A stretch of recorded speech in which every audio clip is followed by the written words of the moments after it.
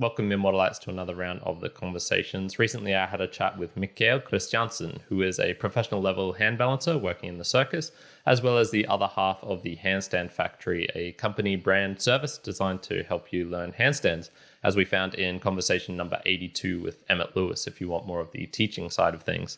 In this conversation, we focused on a couple of aspects, this being performance, what it's like to be a circus artist, the pressure, the obsession, all of the things that go on behind the scenes. We also talked about training, what it is like to learn the one-arm handstand, specific injury management, and even, I guess, the psychological aspects of what it takes to get to a really, really high level, before ending up with a couple of funny little rabbit holes that we like to go down, talk about origami and things like that. So I really do hope you enjoy this conversation, and here is Mikael. Dude, I wanted to start off with maybe around performances. So would you be able to give a quick breakdown of just like what you've done over the years, the kind of types of performative work you've done, companies, even like the sizes of crowds and things you've kind of performed in front of? Yeah, sure. Yeah, so I assume you mean like stage work, like yeah, like the circus. Circus, or I guess even what you were doing with Vald. I don't know if that's considered circus. It's definitely a circus show. So let's see.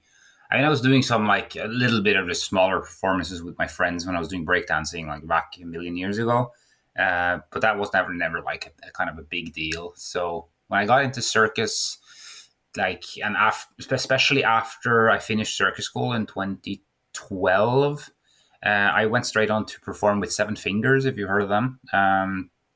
It's a Canadian circus company, one of the, I guess, more prominent ones within contemporary circus. So I was really lucky, got out of school, and like there was a guy who I knew who was basically contacted by them to be in one of their shows. He couldn't do it, and then he had seen my kind of final performance for the school, and he's like, yeah, he's pretty good. So he sent them my contact, and I went performing with them. Then after that, I came home from the tour with them, and there was a show here in Sweden by a company called Circus, which is I guess Scandinavia's largest circus company. And they needed a replacement for a guy who was basically quitting circus. And they got in touch with me, and I started performing that. That was like 2013. That is like both of those shows with Seven Fingers. The show was called Psi, and this other one was called Knitting Piece. And both of them are kind of like pretty large-sized shows that play in theater venues for the most part. And how many people would work on a show like that? So that you'd have all the performers, and then there'd be all the kind of background staff, right? Yeah. So with Psi had a really big setup and a lot of people on stage. I think we were 11 on stage, and then you had light and sound techs, and you had some like you had a stage technician. Maybe we were like 15 people on tour with that one. And like that one had a 2-day setup for the most part in theaters, while the other one, Knitting Piece, that had 11 people on tour for the majority of the time. Okay. And that one ended up playing for many years. I played that one between 2013 and 2016. I played it like almost 300 times during that period. So all over Europe, South America. We were in the US a couple of times, just very short runs there, but no, not a couple of times, one time. So that one I played like a lot, and that show was actually resurrected like 1.5 years ago. So I've been playing that one this year as well. Just a little bit of a weird blast from the past, playing a show from like 10 years ago, doing the same things as I did 10 years ago. So I've done a lot of like smaller gigs, of course, like just one-off performances, or of like being part of like more smaller like artistic projects where like one thing that's quite nice in Scandinavia is that there is like pretty decent funding for smaller stage art projects. So like if you have the project or like the shows that I just talked about are like large corporations, like it costs a lot to create one of those shows, and like I mean it's you need like a big it's a big cast, and you need loads of people selling it and blah blah blah. While these smaller projects like are more sort of individual artists or smaller groups can like, if you have a good project and you know how to write applications, you can get kind of the funding for doing your own projects, which is really cool. And so I've done a bunch of those kind of things with friends and stuff. There is this one show for children that I made, that we made ourselves, me and two friends in Norway. And we made that one with the specific goal of touring in schools. So played that one also like a couple of hundred times.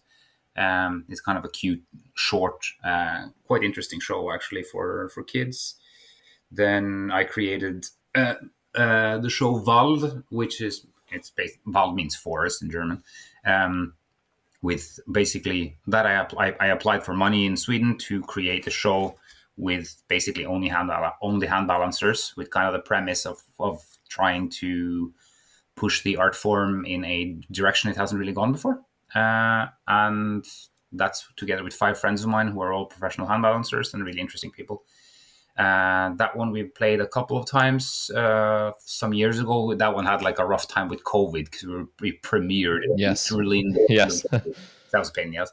But yeah, done a lot of different stuff. I mean, crowd size, I don't know, like I guess it's rare that theaters have a capacity of over 1,000 people. I think when I played in Uruguay, they had a capacity of over 1,000 with knitting piece, but I'm not sure like what's the biggest crowd, but several hundreds at least, like 400 or 500 people. Yeah, it's quite common. Yeah, I was just trying to imagine. So I went to Cirque du Soleil, many a year ago here in Australia, in Brisbane, and yeah, I think it would have been in the hundreds. I guess you just wouldn't be able to have real circus acts, which are there any which are done in a kind of a circular stage so that you can kind of fit people in or in and all around, sort of like a in the middle of a sports venue or something?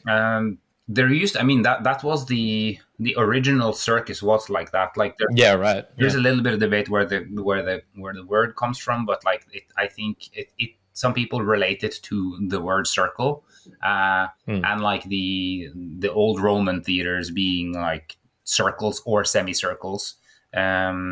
So, and like I mean, a lot of the traditional circus, even nowadays, still use like circular tents because you can fit a lot more people, and the entire kind of style of that type of circus fits very well for a circular audience.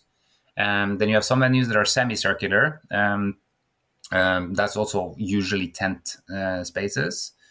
But for the most part, most of the sort of newer, like call it contemporary circus, uses more like stage venues because of the like being able to tour in regular theaters. So, for example, with both of these 2 bigger shows I worked in for years, it's basically in the same venues where you'd have theater plays, music, like concerts, dance performances, etc. So that like you basically have like a frontal stage, and that also is like touring in venues like that is practical because you only need to bring a certain amount of gear because the theater has like there is a PA system, there is this, there is a that, there is rigging points. They have like the infrastructure to easily enough set up these shows, and then setting them up is often complicated enough as it is. Yeah, it's always funny like looking at those things because when you think of theater and art and the circus, I kind of think of unbounded creativity. You can kind of do whatever you want, but it's got to be entertaining, obviously. But then there is just so many technical constraints in terms of the stage size, the what will look good in front of an audience as well. You've talked about that many a time with Emmett on the handstand cast, and so it is funny kind of seeing those things and just trying to see like what's behind the scenes of that goes into a lot of this stuff. It's very kind of particular in the way that you need to, especially when creating stuff. Like when we made Valve, for example, which we basically made it ourselves, and instead of having a director, we created the material ourselves, and then we had basically what we often call an outside eye, basically someone who comes in and looks at what you do, to just so that you can get an idea of like, are we capable or are we able to show what we want in the scene or with the idea, or how does it flow, and so on and so on.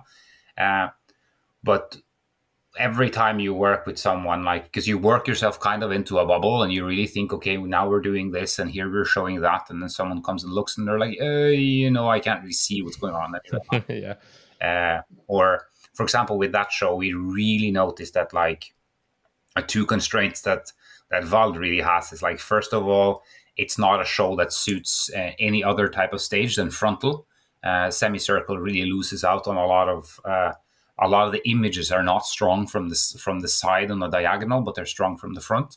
And we noticed that if we can't play it in a black box theater, i.e. a room where you can turn off all lights, it also loses out of a lot of its kind of power. So we decided to not play it outside, and we had a lot of requests for outside shows, but it just doesn't convey the same, because there's loads of, like, we use loads of smoke, and there's loads of these like rather particular light settings that make a very great effect if the angle you see it from is correct, and you have the ability to light what you want and nothing else. But so it's really these kind of things that you learn as you go along. You kind of you understand that, oh well, I probably won't really know how this is going to look or express or be until you get someone to look at it, basically.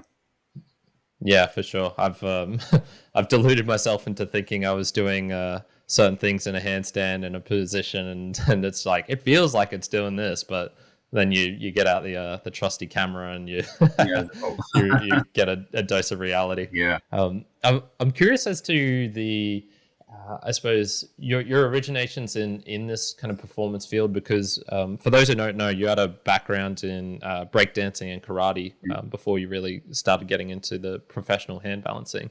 And I'm wondering, like, breakdancing and karate don't strike me as particularly performative type of exercise. I guess breakdancing kind of, but from what I remember, you weren't actually going to the break battles. You were more in the training sort of scene. And so I'm just wondering, like, is hand balancing, is joining the circus kind of a side effect of you just really enjoying hand balancing, and so that's kind of where it draw you to, or there is actually a deep need in you to do the kind of performance aspect?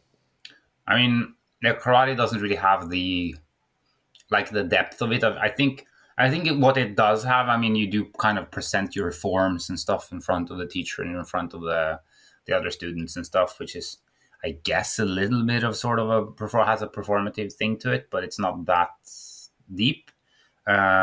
Breaking does have, I mean, with battling and all that, like, it definitely has that dimension. I never got that, I was never, I'd say I never really went for that part of breaking so much. I wanted to. I mean, I was like, what was I, 20?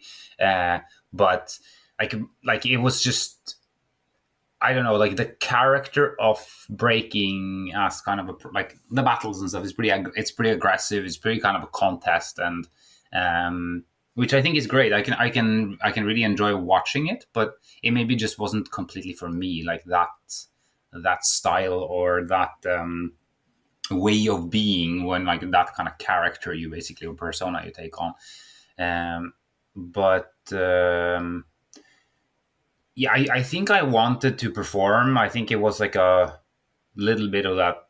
I mean, I was pretty insecure as a kid, and I was very non-physical as a kid, like, very much. I was like the kid in class that didn't play football, sort of situation. So I think I had this kind of deep desire to be a bit like, fuck you guys, I'm also gonna do something. Definitely. So it became kind of I don't know. I think it was definitely some sort of way of proving yourself, or that kind of thing that drove me towards that direction. Because I wanted to do the breaking thing too, but it kind of didn't really stick there for me. And then I was really good in my hands, through breaking and doing like a lot of the moves that I was learning there. Then I ran into this hand balancer guy from the States. He taught me a bunch, and I learned really fast. And I just saw, hey, okay, I'm pretty good at this. Like, this just works, and I love doing it. I was like always doing handstand or handstand related stuff anyway. And then suddenly I had a purpose for, or like a further purpose for keeping doing it. It's like, hey, I can make this into a living, or like I can become a circus artist. Whoa, this is so cool. You know, like it's really there. And applied to circus school because I could basically have stayed in Norway and like been like a kind of a big fish in a small aquarium, in the sense of like I would probably be the best on my hands in the country at the time easily, and try to do some performances and stuff. But I felt like I really wanted to kind of be very like, or see how far I could push it. So went to circus school, and then I saw quickly there too, because the entire kind of class I had was very creative, very experienced people who were like kind of the atmosphere and kind of the in the class of mine was very much about like, okay, how can we create like our own art with this? And everyone was pretty anarchist in the sense that like, yeah, we don't want to do it like this. We want to do it our way. So it was very kind of that became the culture in the class, which I thought was really cool, and had to kind of find my way of figuring this out because I had no stage experience and so on. But yeah, then it became really interesting and really fun, and very challenging, which I always appreciated.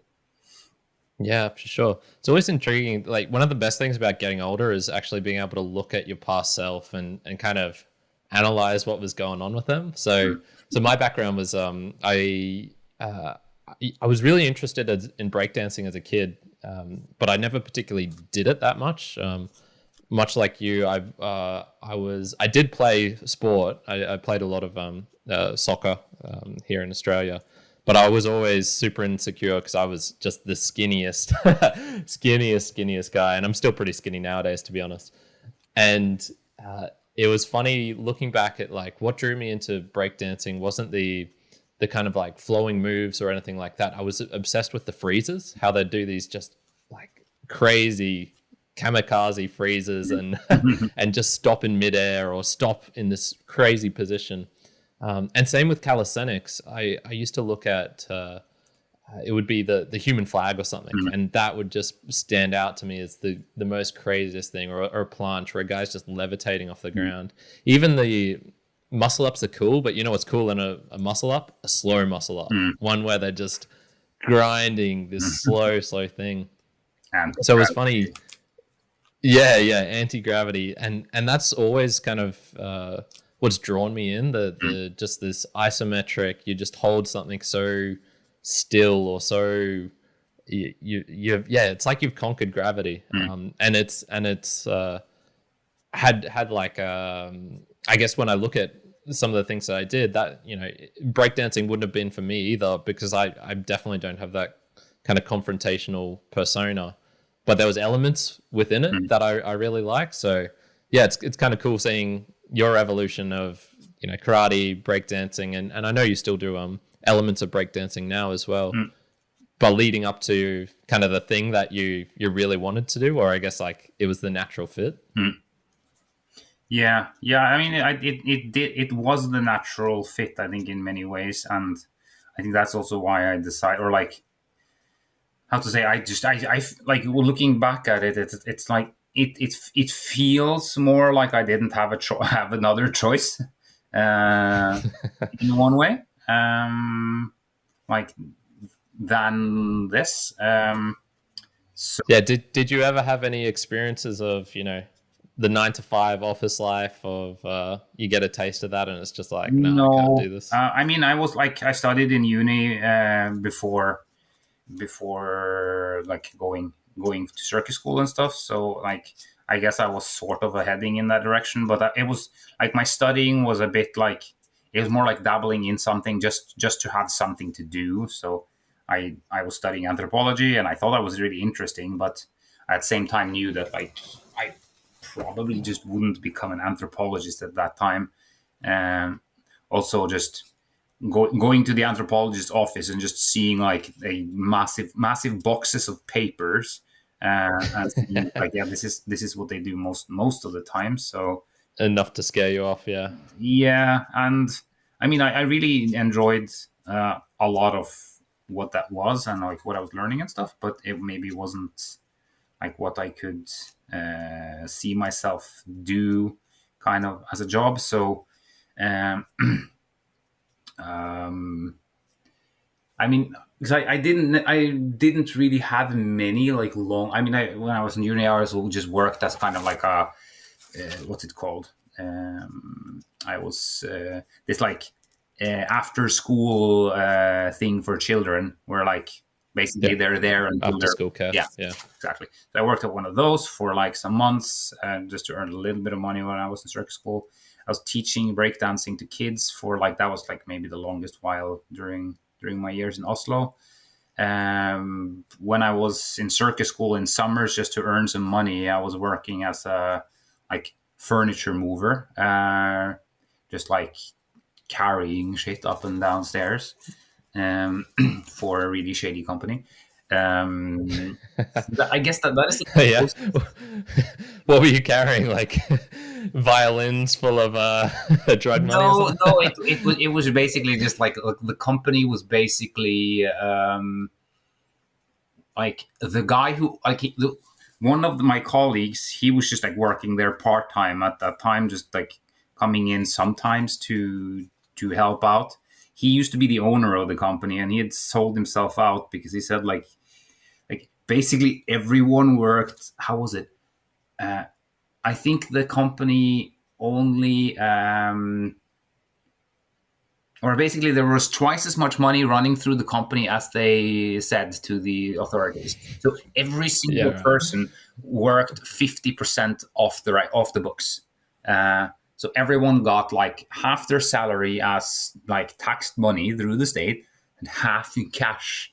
And so he basically told me was, yeah, if the tax authorities come, it's just to burn down the entire place and flee the country. He said, okay, I understand why you kind of just pieced out from this thing. Uh, it was pretty shady. I felt like I was in GTA one time. Like I came to pick up my salary from this. Like the boss was also like he was a nice guy, but he seemed shady. He seemed like the kind of guy that like had sneaky ways around things. And I come to this like I take the tram to this one stop in Oslo, and I get off and I walk over. There's this like playground for kids, and it was really this kind of scene where like his kid is on the swing, and he's just standing with his arms crossed, just chilling out, waiting. And I come over, and it's only him and the child there. And it's like, yeah, so how's it going? Yeah, it's like, that's fine. Yeah, so here's your salary, and he picks up like like a rolled up stack of money that had like a rubber band around it and gave it to me. I mean, it wasn't like that enormous amount of money, and it was just like I worked for like 2 months, I think, during a summer. But you really felt like this is like sketchy business. He like gives like a rolled up stack to the kid, and he's like, "You can go home to your parents now. Like you've done your acting bit." It was hilarious. But yeah, no, I would say very little like.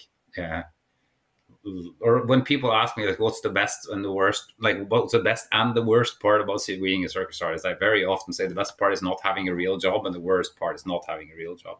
So Yeah, for sure. I was going to actually ask you about the behind the scenes of what are the things that people don't see or don't talk about when it comes to circus performers, and it could be in a positive or in a negative sense, I guess. But is there anything that is just hidden, or it's so mundane that it just doesn't get talked about? I think on the positive side, I think that like I mean it says itself if you think about it, but it may be not the first thing you think, and that is that there is like it's a really interesting community of people. I think that's maybe like one of the things that gives the most amount of energy, I'd say, of being part of it is that like I think if you want to do this as your job, you need to be rather like you need to be a kind of an extreme person in many ways. Like you need to have, uh, like I said, you need to have a pretty deep desire to do this in one way or other. And I think because of that, like, there's a lot of crazy and very interesting individuals you run across. Everyone has like some fucking quirky habit of some sort that isn't even their circus stuff. And then you get to know them, and I was like, oh yeah, like everyone is like into like, they're just very creative, and like I think, how to say, the personality types that choose circus have a lot of like, um, yeah, just interesting habits, interesting lives, interesting ways of doing things. So you run across a lot of just cool people, and I think that is maybe like one of the, maybe the best thing of all. Like, just feel like I feel I know so many people that are like so particular, so like specific in their ways of being, and I really love that. I think that's also something that, like, if you're not really like that from the start, like me, you develop that through being in this community, because it's like, it's so normal that everyone like plays an instrument or is into dance or is like does some weird shit you've never heard of, at the on the kind of there on the side of the circuit. Yeah, I was going to actually wonder, is there any people you would describe as not creative, or it's almost like you get molded into that? Is there an is there someone who you're like, you should be an engineer, but actually a circus artist? I mean, there's many, and like what's also funny is that many of the ones that I know that kind of got a bit older, they've been like doing this the performance and traveling all over the place kind of thing for a decade, and they kind of need to do something else. I knew like two or three guys that became firemen afterwards. uh, Yeah, okay, yeah. but like, I do think. I remember there was this soccer player who used to play for Tottenham Hotspur, and this was when I played soccer as a kid, and I was just in love with that sport. I would do it all the time. It was my pride, my joy. I was Kyrin, the soccer player. Hmm. And I remember reading an interview that he had, and he was saying, I actually don't like the sport. I don't love it. I don't even like it. It's a job for me. It is purely, I play this. I'm good at it. It allowed me to reach a level of wealth. Maybe he was searching for fame as well. I'm not particularly sure, but he wasn't in love with the game, which is what, as a kid, you're like, a shock and horror. Oh my god, how could you say that sort of deal? And I'm just wondering if there's people who you would say are technicians. They are absolutely spot on with what they're doing in the circus, but they don't have a love for it. It's kind of it is just a job for them. I think so. I don't think I know that many. I do think that, like, in a lot of like bigger shows, such as, I think, like, perhaps, I'm generalizing too, but like for Yeah, some people like doing like Soleil stuff where like they do take a lot of people just from like sports, sport acrobatics, for example. There's like basically the hand balancers of Cirque du Soleil are not circus artists educated at like circus schools. Usually, they're from the Chinese people, who are educated at circus schools, or basically just sport acrobatics flyers, because they're just better than all of us, and there's nothing we can do to whatever yeah, right. levels for the most part. So maybe to some of those, it's more like of a job, like, or like if I'm thinking of the way that, like, let's say you've done sport acro since you're a child, and you're extremely good. You're extremely good at what you do, but like you've just done that for 20 years. It's always been in your life, and then you perform with it and you do it like that, but it might not be that kind of thing where like you go home for vacation and you're like, whoa, I'm gonna like create a new show or like explore it in different ways. Like maybe there are for some. I'm just like kind of thinking out loud in that sense. But uh, then you of course have some people who are just like more just very technically focused. They're only interested in just being a good athlete in the way, and like they have one act that they perform, and basically that's it. um and then you have, I think, like more in the scene that I've been involved in, it's more in the sense that I feel that like almost everyone has like they start drifting away from doing kind of their technical, difficult trick circus stuff to just being like making very creative, strange, interesting things that they find very fascinating themselves. Such as like one thought or one example I just thought of now is a friend of mine named Matt Pasquette, who I mean, he's still a really good hand balancer, but the last kind of artistic project he did, he was chosen for, like, he was working with the director basically, but they were creating a show where like the stage is a 1x1 square of light from above. So there's like a 1x1 meter square, and he has the entire performance inside of that square. And he has a lot of different things to play with. He's I mean, he's a good hand balancer. He does kung fu. He used to do breaking. He's quite theatrical. Like, so, like, then it's basically like, I think sometimes you can create better art by setting limitations, because like that forces you out of your kind of habits in a way. And habits and art does tend to create problems for each other. So it can be interesting to kind of just like flip that in a way. Yeah, definitely. I was having this discussion the other day with my friend Juan on it was the episode that came out before this, and it was related to pressure. And I've always sucked. If you put me under pressure, like if I'm out with my friends handstanding or something, and we decide to take a group photo or a group video, my handstands get worse from that. I was wondering, do you have any of that yourself, or do you kind of thrive under the pressure? And if so, is that something that other people, is it something you can get over? If that's just a natural inclination for you, you don't thrive under pressure, is that something that you can conquer, or do you kind of have to have that when you're especially doing like performance? You mean like kind of performance anxiety, sort of? I guess so. Yeah. It would. Yeah, you step up to the plate, and you don't. The energy that you get from that isn't a addition. It's a subtraction from whatever you're trying to do. I think it's a lot like that for, especially in the beginning. I think it's basically like anything. It's kind of like it's stress. Like you're in a situation you're not sure of, you're not used to, and then that can get to you in the way that like you basically become very self-conscious, and you're like, can't really focus on your task. Like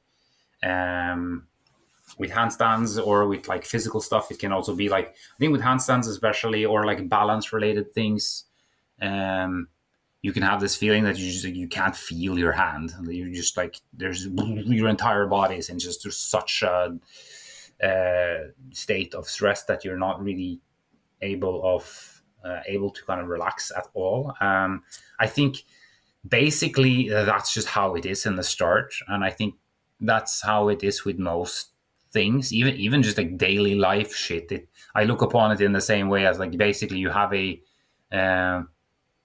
like, if you just look at like stimulus as kind of a stressor, and if your tolerance to that particular stressor is low, it is going to impact you a lot. But if your tolerance to the stressor is high, just to habit, through gradual exposure, then it's not going to stress you as much. And I think that is as relevant for, I mean, if you look at people who do what's it called?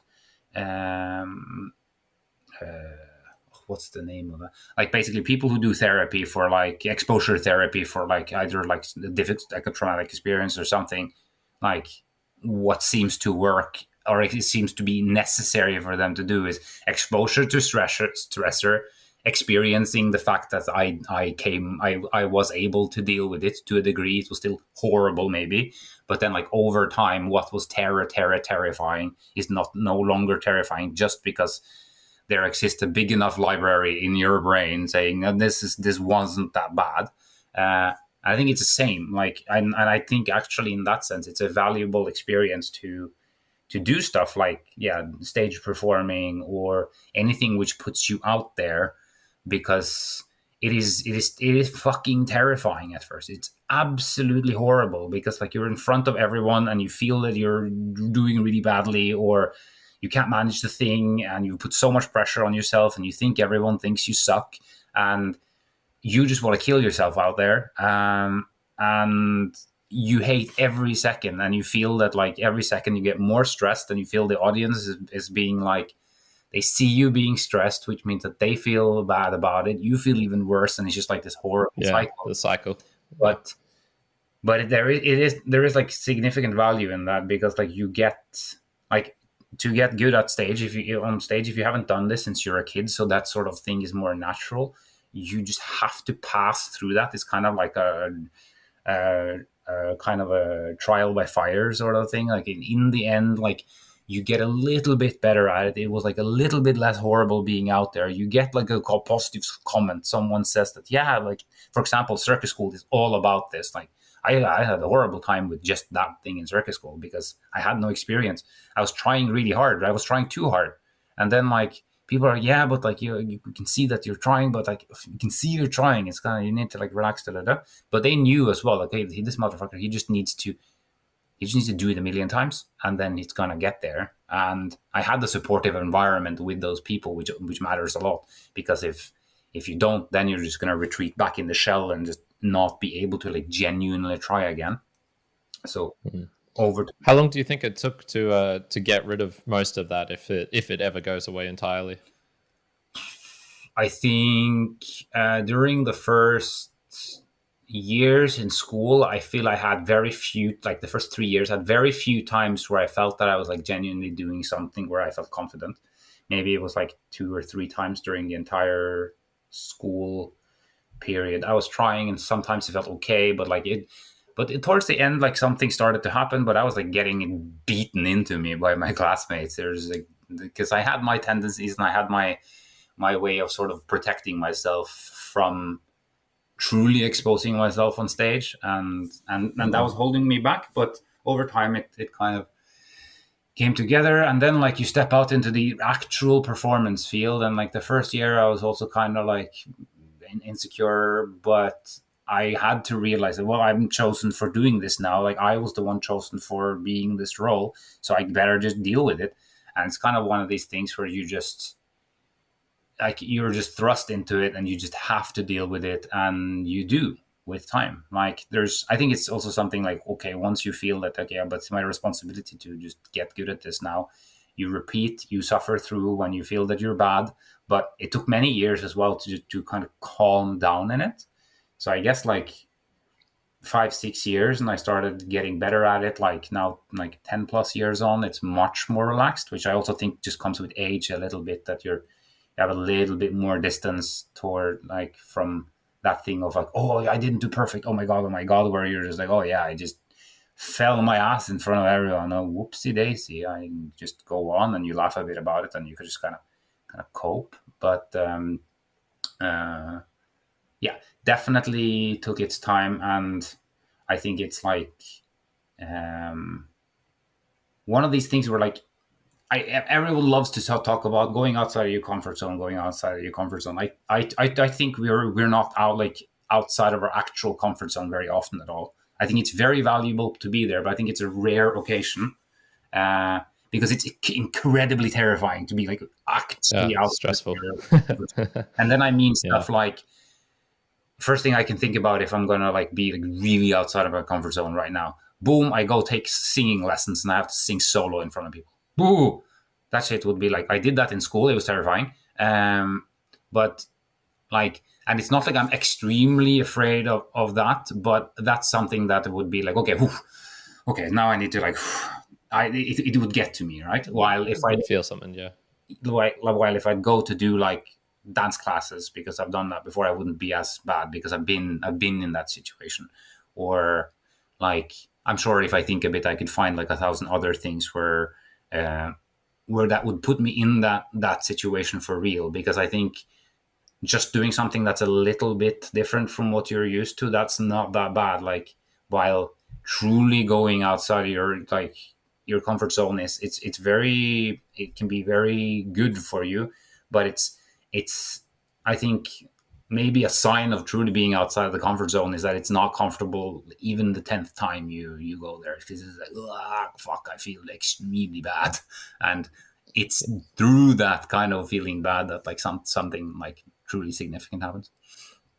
I think you can delude yourself that you're actually outside of it as well. So a couple of years ago, I was setting all these challenges for myself. It was, I'm going to run a marathon, and I don't particularly like running. I'm going to do a 6-day silent retreat. I'm going to do all of these challenges in terms of I'll be vegan for a month. I'll be vegetarian. I'll do all this stuff. And I look at it and I went, man, a lot of that was just me making myself suffer just to kind of prove a point that I could do it.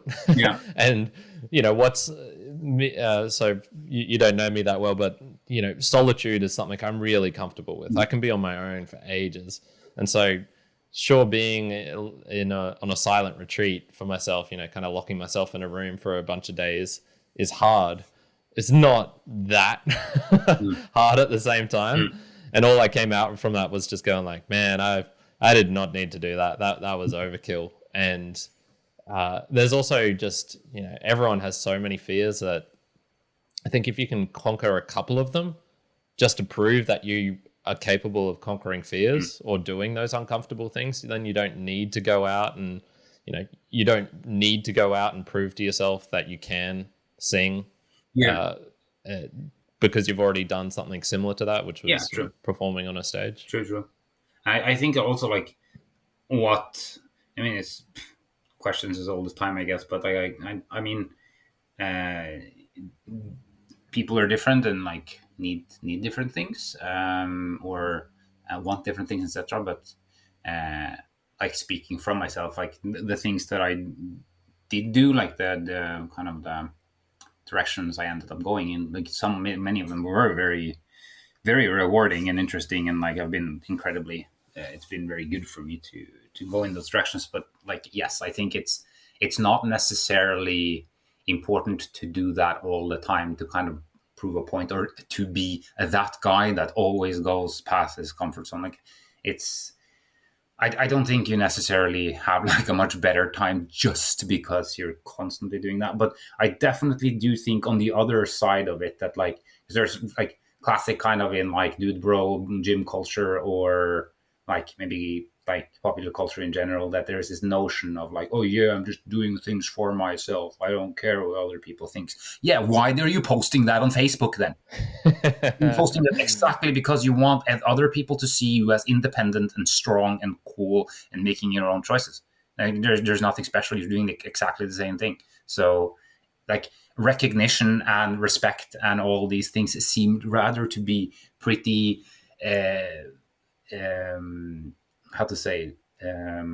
necessary for people. People need to be seen and to be loved and cared for and respected and all these things. So it's just accept that, and that's what I said also, when I started all this things, it was just it wasn't some grand journey to the top of the mountain to meet the guru. It was just some insecure kid who just really needed to do some shit to feel good. And yes, I'd rather stand by that than some bullshit.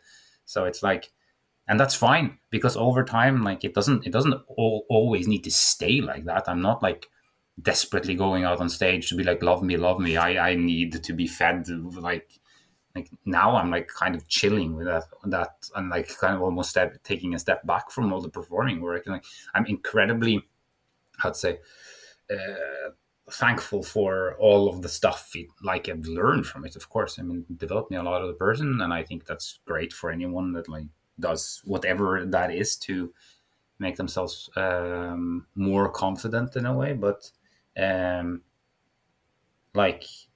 the end, maybe through doing the things, you actually realize that, oh hey, for me, for example, I actually really like this hand balancing thing. I actually really love to do this stuff because I still do it. I still go to the hall to train. I enjoy the practice. I enjoy doing it for its own kind of thing. Even though, yes, of course, I think it's great that other people think it's cool. I think it's cool. I'd like to nerd out about it and have it as part of my life. But I think it's just better to just realize that you're not fucking special. You're just like someone else.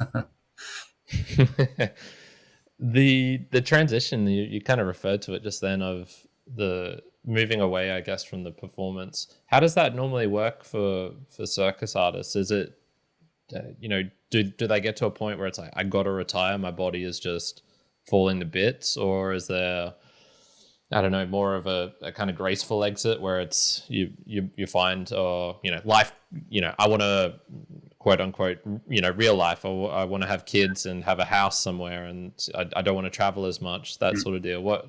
How do people normally kind of transition out of being full-time performers? I mean, I think some people get injured, but I think it's actually much more the second thing. Like, some people sure burn out their body. Some people sure do get broken. But so do they from other just random ass jobs. I mean, loads of people need to quit their jobs because, like, their knee got broken or whatever. Yeah, tons. If you'd kept up that furniture work, you'd have either busted out your knee from Jesus carrying Christ, stuff, or the mafia would have come and busted your knee for you. like, that stuff is much worse for your body, I'd say. I'd say that the problematic thing, like, also to refer back to a question you had before, like, what's kind of the bad things of being a performer of this kind, like, the two things that I can think about. One is the travel. That is definitely one that, like, it's awesome when you're in your early 20s. Like, well, you go all these places and it's really cool. But, like, just another fucking airport and another fucking hotel, and you can't have your brain in one place because you're constantly changing places. It's also difficult with kind of like relationships, like with if you have a significant someone, or like family, or all this kind of stuff, like seeing the people in your life. Even like for me, being home here in Stockholm, like, I've been so much away from Stockholm for the 14 years that I've been living here, that, like, I don't really have any, like, daily routines when I'm here other than doing training, because, like, I'm away all the time. So that is, like, definitely one. And, like, traveling again and again and again, especially the last year, has really been grinding on me. Because I still like to perform. I still want to do that some years, but it's just like constantly having to be like, oh yeah, I'm going there in a week, and like your brain is halfway getting ready to go again while trying to be here and now. It's like, it can be annoying. And then you do have like the fact that, like, when you're performing, you are going out there onto the stage, and you're going to be full of the body's best stuff to make you able to do the thing. Your entire, like, adrenaline system just goes like, okay, pang, show time. Don't feel pain. You just pull through. And where you're in training, we're just like, shit, okay, I stop now. That's what you do when you're in training. Bang, like, you feel the knife in the wrist. You just go down from the handstand, and you're like, okay, fuck, okay, maybe the session's over. You come in the next day. Bam, you get a knife in the wrist in a 2-minute handstand routine where you can't come down. It's not so great. So, like, do you jump down? Do you, like, if it's something very significant, a severe injury, which I've had happen on stage, not with me, but with others, then you, of course, have to cut the show. But very often you're just like, you're on autopilot. You feel less pain than you'd normally do. And even when you feel pain, you also have this, like, I don't know, like, you're just used to pulling through, and it feels easier to just do the thing that you're used to doing in pain than having to go in consciously and rethink what you're doing in the moment. Because that might also affect how other people react. Like, let's say you're doing a scene where someone is coming, like, jumping into you, and you have to catch them, and you just wrecked your shoulder, like, but that person is coming, like, and they're on autopilot too. So it's kind of like, how do you respond to all this? It can be very difficult. So for the most part, you just grit your teeth and you pull it through, and that can be a very big problem, because, like, your shoulder is half torn off and you catch someone. Like, those things happen on stage. So that's why, I mean, some people do retire due to that. But I think for the most part, people either retire or kind of scale back the performance stuff, because, like, it's very intense. It's very rewarding. It's really awesome. It's cool to travel and see all these places, do all these things, do the things that you love to do. Like, it's a rush. It's kind of like there's a lot of like brain reward system activation in all of that, obviously, but it gets tiring to constantly travel. And I mean, most of the people that kind of like step back from it, from that I know, is basically they have a stable partner, they want to have kids. Suddenly, it gets really hard to tour with a child. Suddenly, child is in kindergarten or school. You can't do that anymore. And I know several people who are like a couples who basically they're both performers, and like sometimes one of the parents go to perform, and they still do that. Or you have others who basically create shows together, and they have sort of like a tiny family circus in that sense, in a way, which is very adorable and awesome.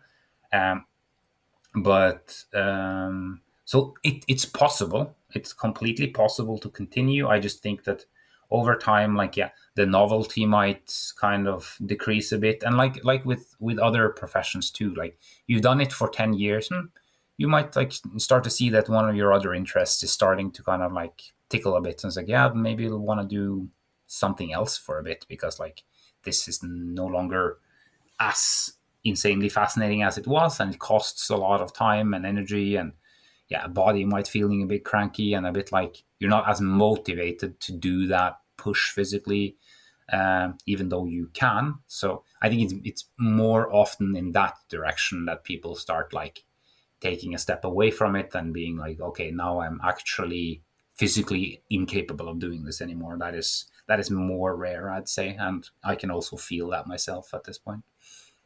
Yeah. So you said you're kind of transitioning away from some show. Well, how are you doing that? Are you kind of doing less shows, or I mean, with the knitting piece and things like that, there's kind of a schedule, right? You got to be available for all of them. So is it?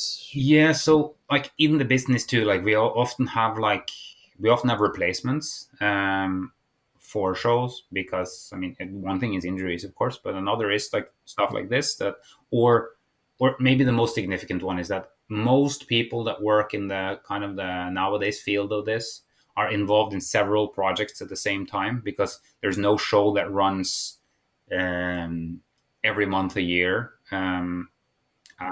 unless like some Soleil shows does. But for the most part, you are on some periods and you're off, so you kind of like you make kind of a big puzzle out of your schedule. So due to that, like for example, in knitting piece, I have a replacement, a guy named Tony Parnaro, really good hand balancer, good friend of mine. That's great, because that means that like I don't need to feel the pressure of like, okay, we have gigs now, like, and there's like 10 other people who's like everyone is on, and I'm like, I'm a bit on the fence.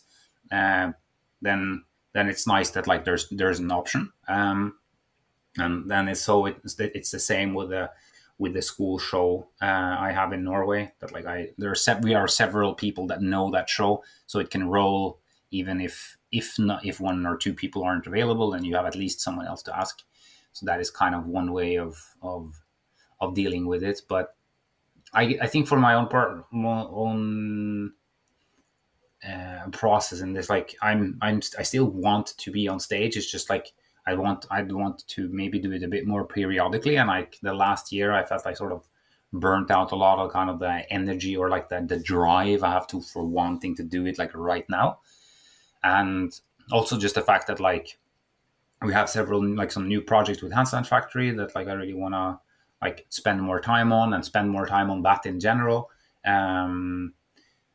Which also allows me to be a bit more at home and to be a bit more like not in kind of the traveling go mode all of the time. So like for periods, like I definitely still want to be on stage and to be involved. And certain projects such as Vald, which is kind of like my baby, is something that I really want to do more. But maybe like, for example, knitting piece that I played over 300 times, is that as exciting? No. Like I've been there, I've done that. I can do it in my fucking half sleep, even though it's terrifyingly heavy. But it's like doing that show just feels like doing another one. Like there are a few new experiences for me to have in that show, because since I've done it so much. Yeah. You've just you've fallen over so many times. You've all the baddest stuff that has happened could have happened. So the discomfort level is just at the physical level. If you don't mind, let's switch gears a little bit, and I wanted to ask. These are some kind of, personal for me as well, because I'm basically like I really would like to get the one arm handstand at some point, so I'm training for that. But just general injury prevention. What are your kind of how do you think about it in terms of like big shocks of making sure you don't do catastrophically bad things versus the accumulation of small stuff over time? Do you have any rules of thumb that you use to, I don't know, make sure that you do or don't do certain things? Yeah, so catastrophic shocks, I think there are a few. The one is just like, don't fucking skip warm up. That is like the number one. Okay, And I've got that on my list. I think like anyone that babbles about like that you can just not warm up, I think is nonsense. Because like you, first of all, you don't have you're not that short on time, so you can take the time to warm up. And to me, warm up means more about like assessing your level of readiness. Than Yeah. a lot of people think warm up means that you need to be like that sort of a little bit sweaty, little bit of like breathing a little bit. Just like, let's say you sit on like you bike for 25 minutes with like a little bit of intensity, not too much, then you're warm. That's not what I consider warm in like, because I think being warmed up is just very relative to your exercise. Yeah, exactly what you're doing for that day. Yeah. So, but you need to assess your level of readiness, and that'll definitely have to do with wrists and shoulders, but primarily wrists for hand balancing. And I can have a catastrophic injury right now if I want to, and that is just by doing a one-arm handstand in the state I am in right now. And I'll have instant wrist pain, and it won't go away for at least a couple of days. It might be a bad one too, who knows? But it's very easy to get one. But I can also probably train jumping on one hand for like an hour without significant problems if I take my time to be ready in the wrist. And that means like the same thing as you do with bench press. You do gradual, like you increase the amount of weight. You don't go in there and gonna slam your 1RM first try. Not very smart. You like, what does any weightlifter do? They lift the bar a couple of times, and then they put on a little bit of weight, and a little bit more, and then they gradually scale it up. It's tried and tested, and it's pretty efficient. You do the same with your wrist. You put your hands on the ground, you see how they feel. Oh, I can feel a niggle there. That wasn't so great. Like maybe I did something too much yesterday, because now I put my hand on the floor in a push-up position. I wasn't so good. At least you know. Before you kick straight up into a handstand and you put 100% of pressure on the wrist, and then like that niggle would be worse. So like scaling that up and like particularly taking care of the wrist in that sense, just because you can always just sense how ready your wrist is. So like, let's say that push-up position felt fine. You went to handstand, the handstand felt fine. And then you did handstands for 10 minutes and then you do a press and okay, I have to lean a little bit in my press. That was a bit too much. At least you know. But like you can see like kind of where you're at. So like taking the time with that, I think is really important.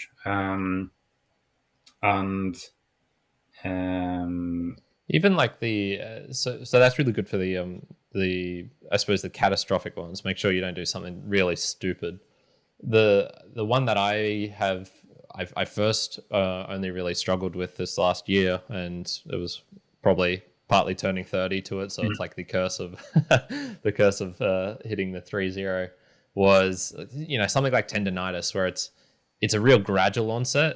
It's not like any one session in particular is this is I should stop here, but then you keep pressing and then next thing you know you've got a full-on problem. It's like, fuck, how did I get into this? Do you have any metrics or things that you look out for to know when is okay, like it's not the worst thing right now, but this is maybe getting to a point where it should be, or it's always just going to be so subjective?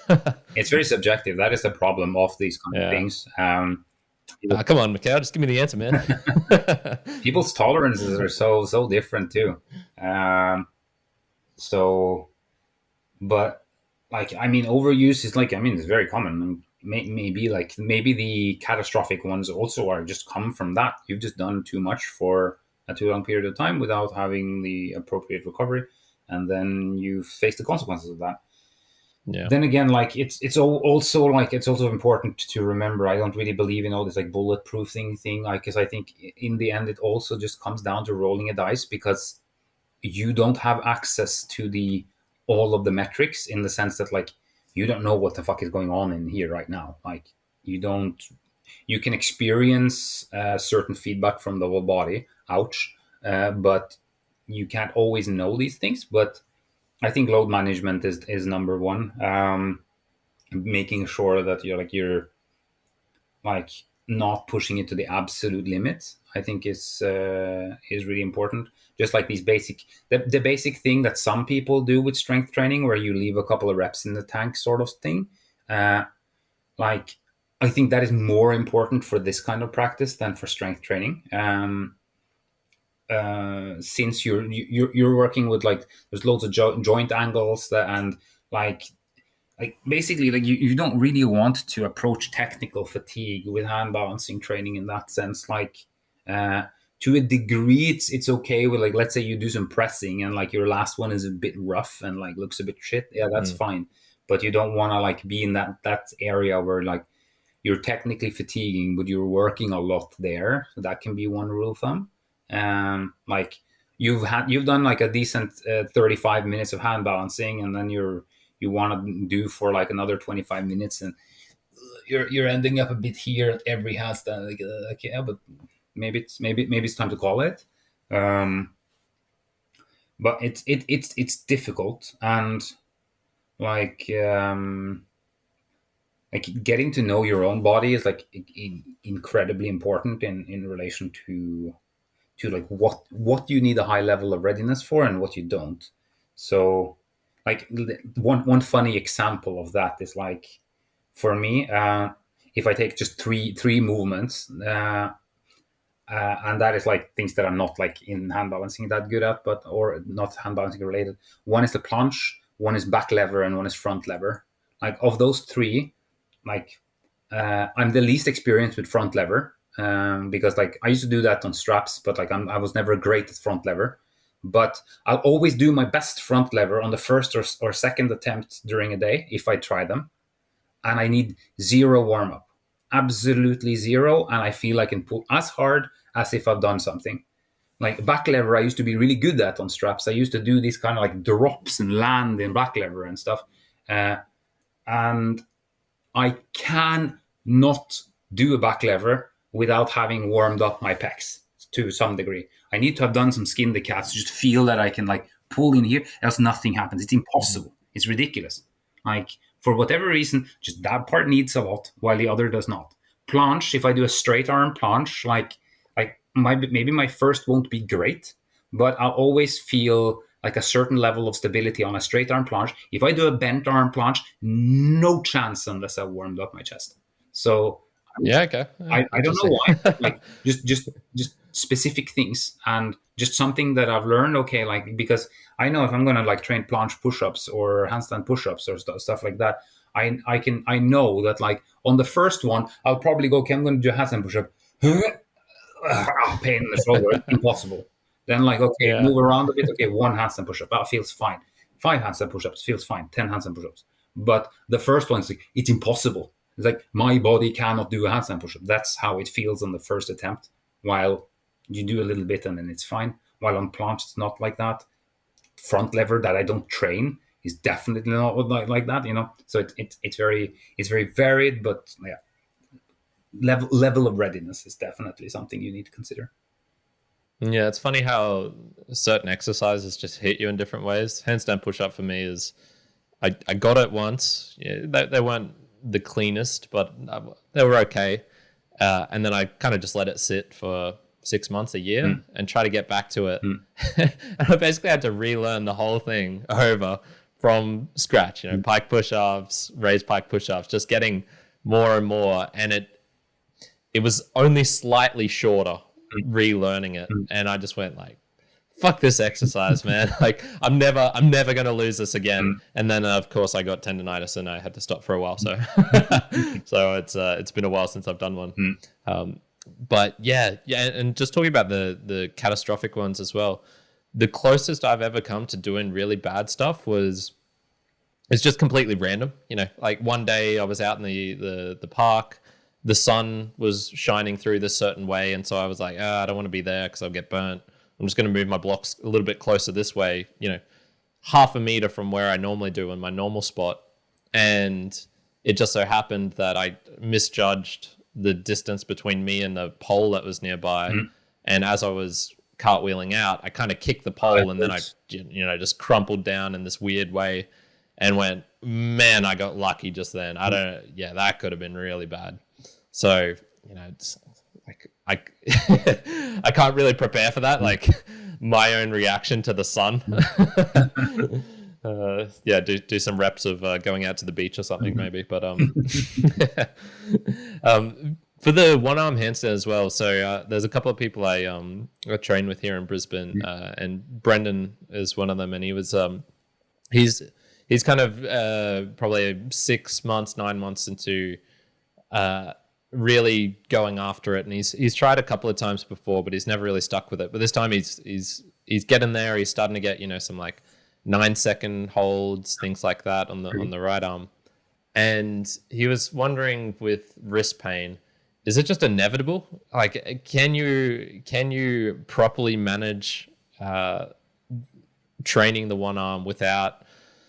And this once again gets getting kind of shady. You're probably always going to have some wrist pain, but is it possible to get through learning the one arm handstand without having, you know, daily waking up of just like, fuck, my wrist really hurts? I mean, the level of severity will depend a lot, or like that will vary. But you're like just on like a statistical like probability thing, you're probably gonna have wrist pain. Just as like let's say you're like a one arm handstand is pretty hard. Like let's say like a one arm handstand is equivalent to like running the 400 meter at a certain high level. Like it requires like a lot of training, and you need to get pretty good at it. If you run that much, you're probably gonna have some pain in your knee, and you might have to stop for a while, because like doing the one arm handstand is not like a jog. It's like you're training the one arm handstand is like trying to go for a little bit better time on your 400 meters or whatever. So you're probably gonna have some pain in the knee if you push pretty hard for it. And it's gonna be the same with this. It's just you're like, one of the main problems of learning a one arm handstand is that like, and few people actually focus on this, I feel. You're just going to be really bad at doing a one-arm handstand for a really long time. Like, how are you going? I don't want to hear that. How are you going to be good at doing a one-arm handstand during your first 5 seconds?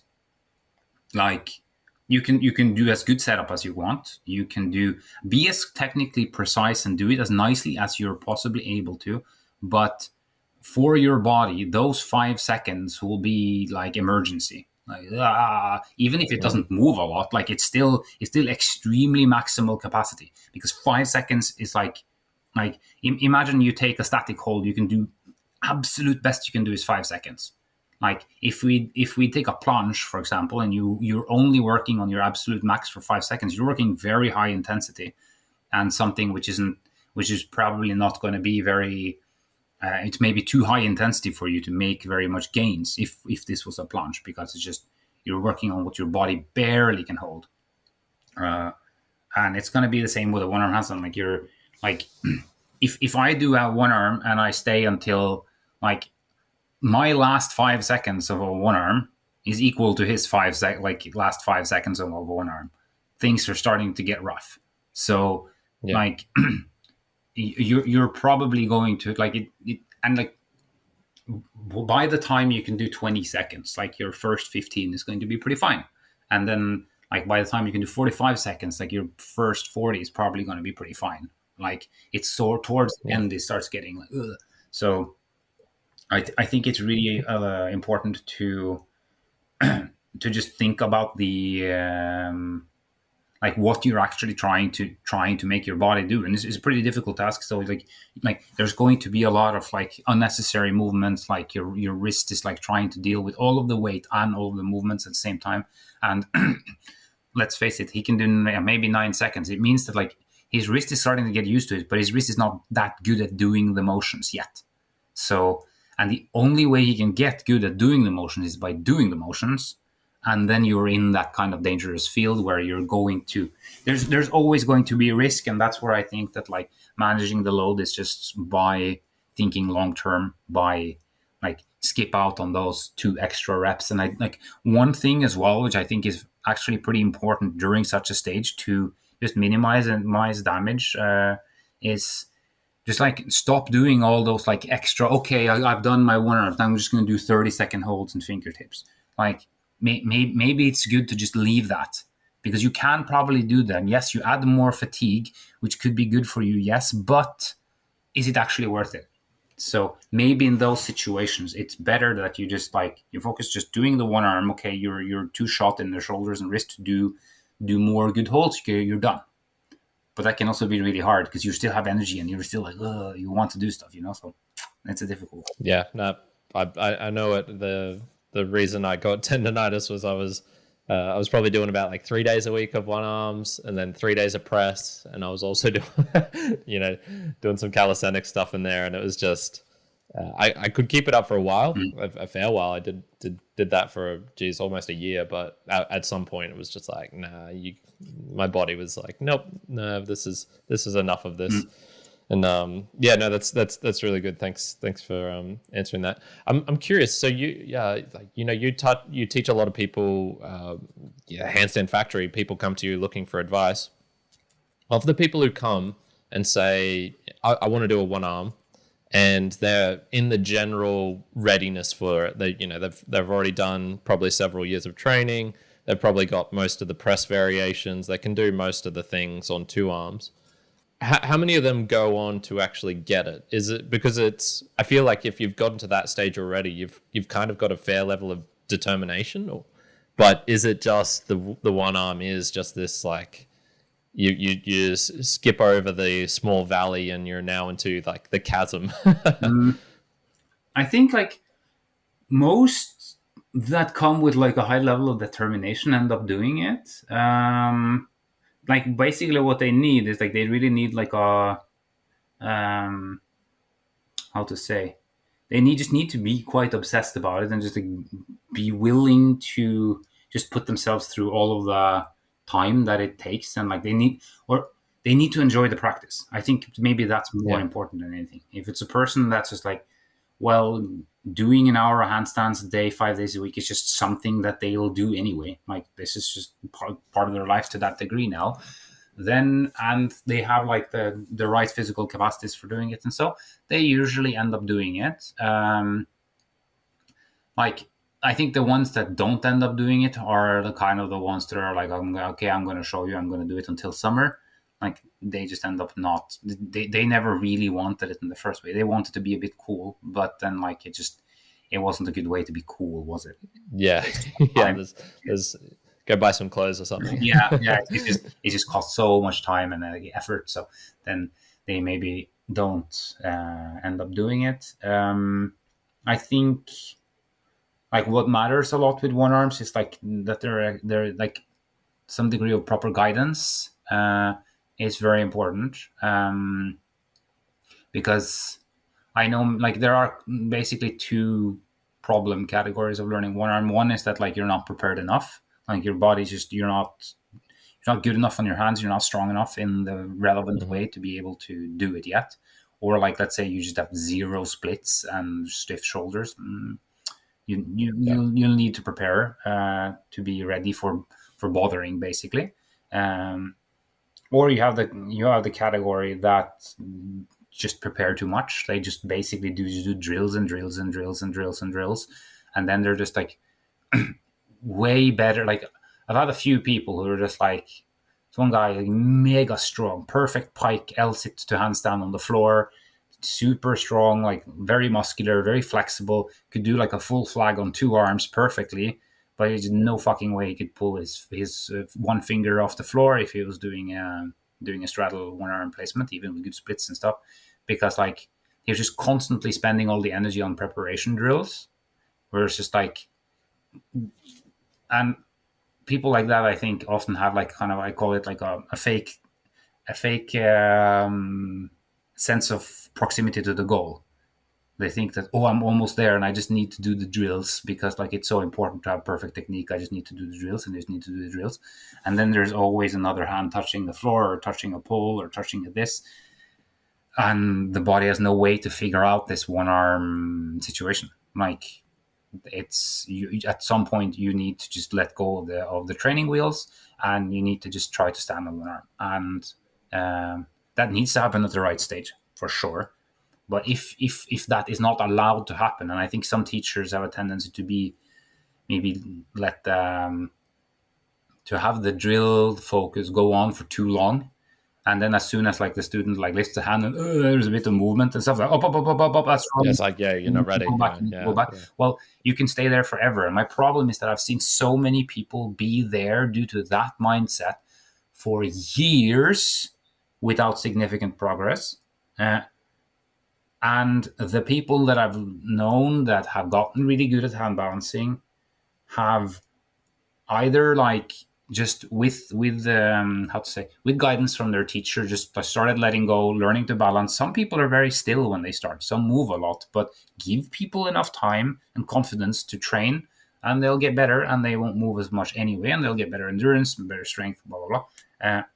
So I think it's really important that, and like also, I know so many people that got mega crazy good by themselves. Like, because like there's also this kind of thing that's like, oh yes, you need a teacher who tells you exactly what to do always. But like, but why are there people that are way better than me who just did some handstands? Like no guidance, no teacher. They're just like, okay, they're good at seeing and observing and figuring it out. And then they're like pretty talented and then they get super good. But I know so many people who learn to one arm by just trying. So it means that we need to find like there needs to be kind of a meeting point there. You have technical guidance and then you have trying, like, and like the teacher then telling you, okay, it's good for you to start trying to do this, trying to lift off the arm. Don't care too much about the details because at one point that's also important. Try to stand on the fucking hand.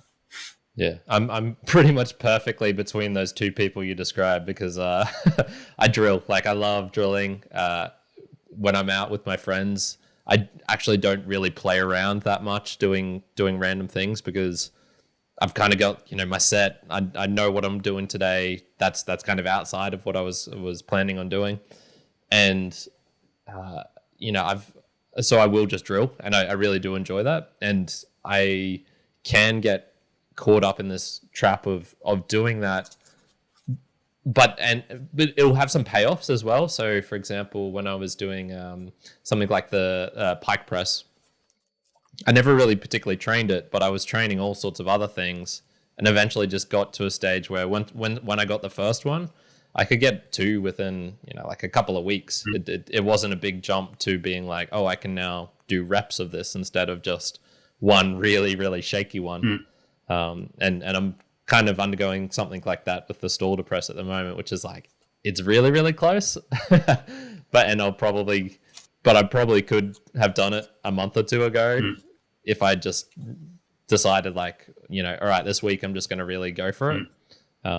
But then the other aspect is like, yeah, I'm pretty much self-taught as well. And for me, it has been that, finding that balance of like doing research online, seeing what, resources people will provide and things like that. And, your podcast is fantastic for that. And then, I've learned a lot from people like Tom Merrick and a bunch of like calisthenic people as well. And yeah, it's kind of like I'm right between those two people you described. So I got to make sure I'm not overly drilling.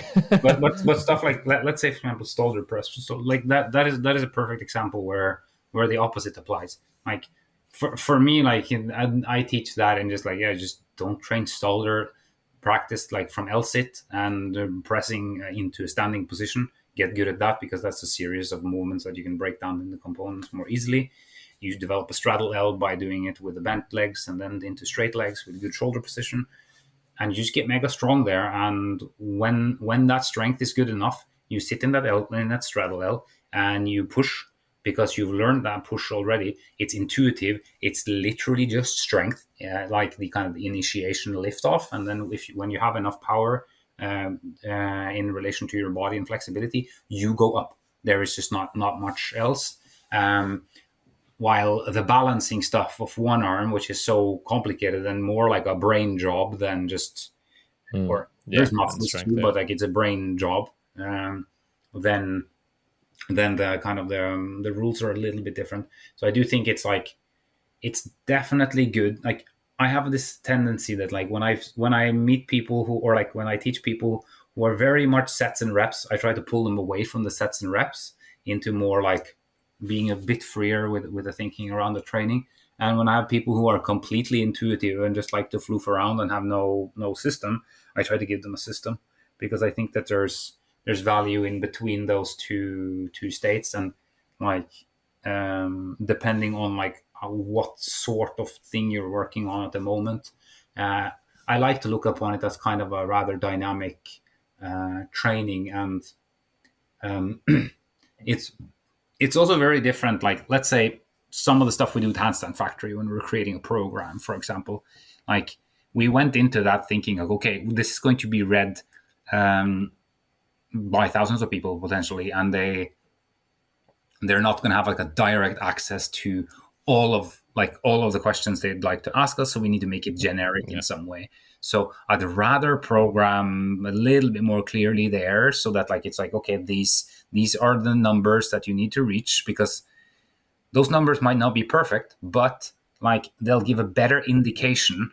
Like if I tell you that like let's say I was coaching you and you were doing something pretty well for like 15 seconds, and it's like, yeah, okay, it's time to move on.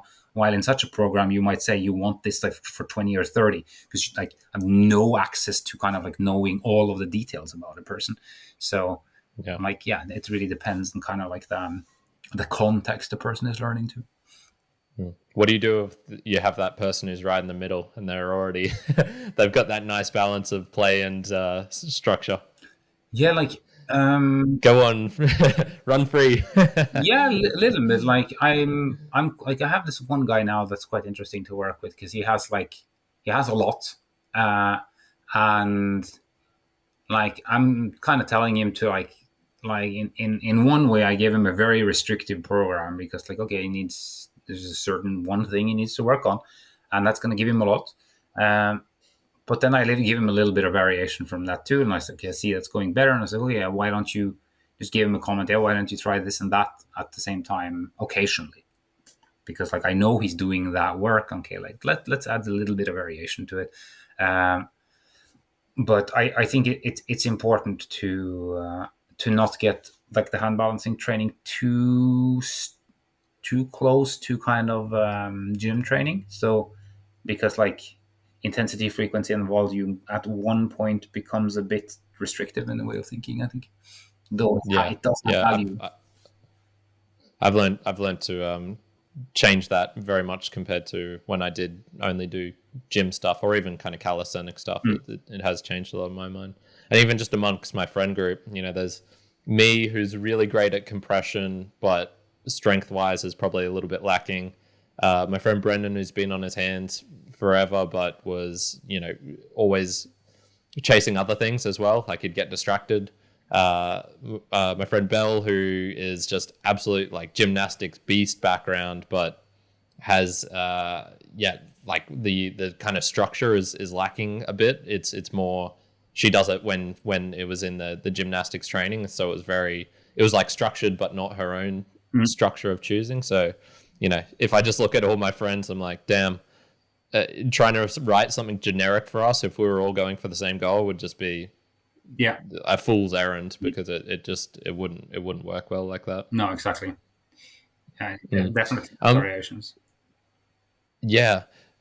I wanted to ask you about burnout, because this was another like a point of conflict between me and my co-host, who's he doesn't do handstands that much. He's more into like the bodybuilding, gym, CrossFit sort of stuff. And So for you, you went through this period where you were doing handstands like for 7 years, 365 days a year, every single day.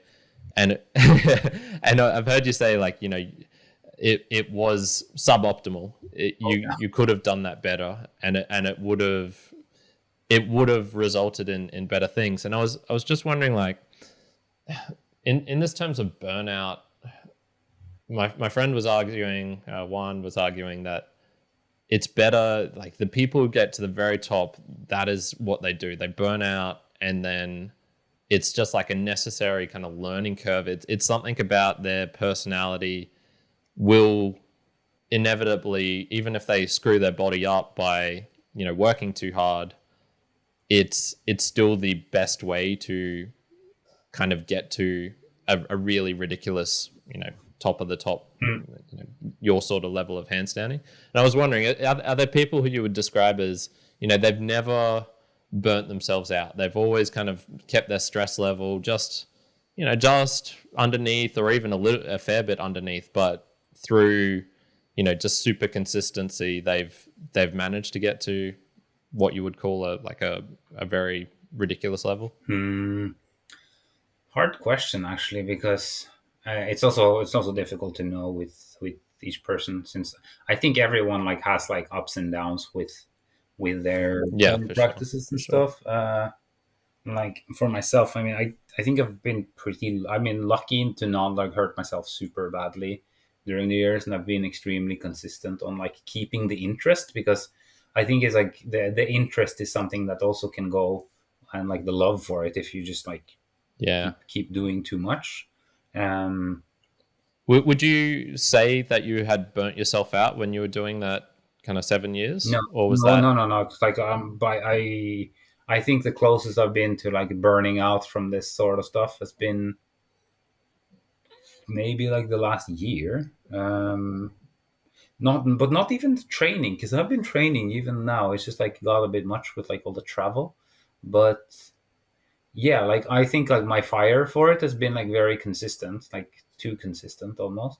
But yeah, I've had injuries, obviously, but I've never had like critical ones. I mean, still have like, I mean, this shoulder will never be as it was, but it's manageable.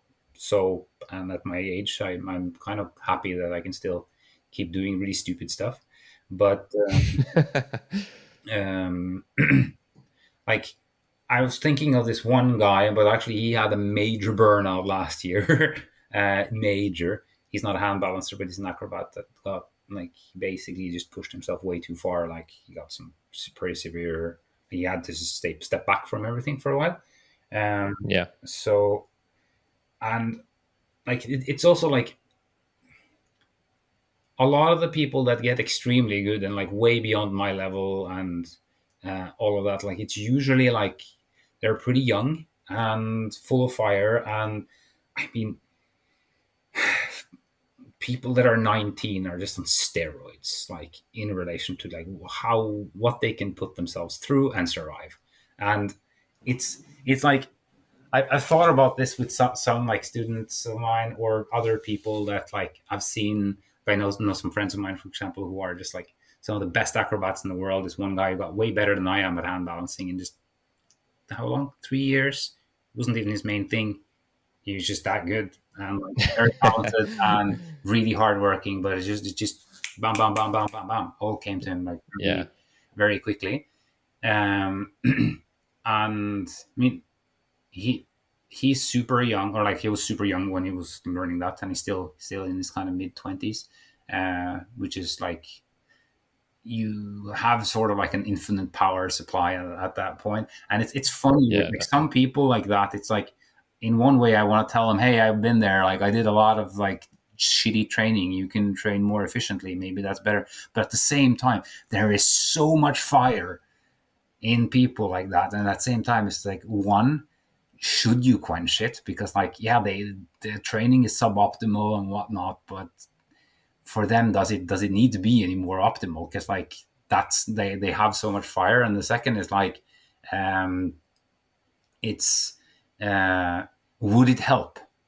to tell them that, because I remember when I was in circus school, the gymnast teacher hit me with a shoe on the head, and it's like, you need to rest in the weekends. And I was like, what do you mean? Yeah, I know you go and you train in the weekends. Yeah, just a bit. Yeah, but you need to rest. Training 5 days a week. You're training strap, you're training handstands, and you acrobatic class and everything. Yeah, okay, I'll listen. I didn't listen. I went in every Saturday, every Sunday to the circus school building, and I went at it all the time. I somehow survived. And I was also in those years, I was like feeling invincible, and I was invincible in quotation marks at that point. Lucky, I'd say, more than invincible. But I didn't listen. And I think there is just like there is like a glorious power in that kind of youth that also should maybe not be quenched, or maybe doesn't help, because you need to learn yourself too. You need to be an idiot and just see, ouch, okay, this doesn't work anymore. It took me way longer than I'd like to admit to actually get to the point where like I take a step back or two. So it's very it's interesting.